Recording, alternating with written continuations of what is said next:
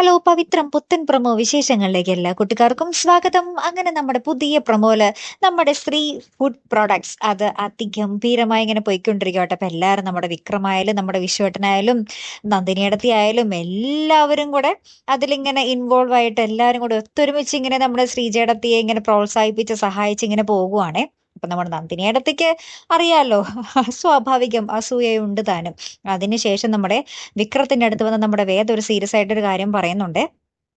അതായത് വിക്രം പണ്ട് ആരോ ഒരു ചെറുപ്പക്കാരനെ ഇടിച്ചിട്ടുണ്ട്. ആ ഒരു പക വീട്ടാൻ വേണ്ടി നമ്മുടെ വേദയുടെ അനിയത്തിയുടെ പിന്നാലെ പ്രണയം നടിച്ച് അവളെ ചതിക്കാനുള്ള ഒരു തീരുമാനത്തിലാണ് ആ ചെറുപ്പക്കാരൻ. അപ്പൊ ആ ഒരു കാര്യം നമ്മുടെ വേദ വിക്രത്തിനോട് പറയുന്നുണ്ട്.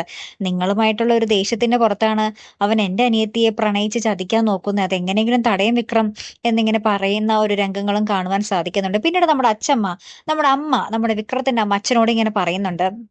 വേദ വന്നതിന് ശേഷം ഈ വീട് ആകപ്പാടെ മാറി എന്ന് പറയണം. അപ്പൊ അച്ഛമ്മ പറയുന്നുണ്ട്, ഇനി അച്ഛനും മോനും കൂടിയുള്ള ആ ഒരു അകൽച്ചയും കൂടി മാറണം.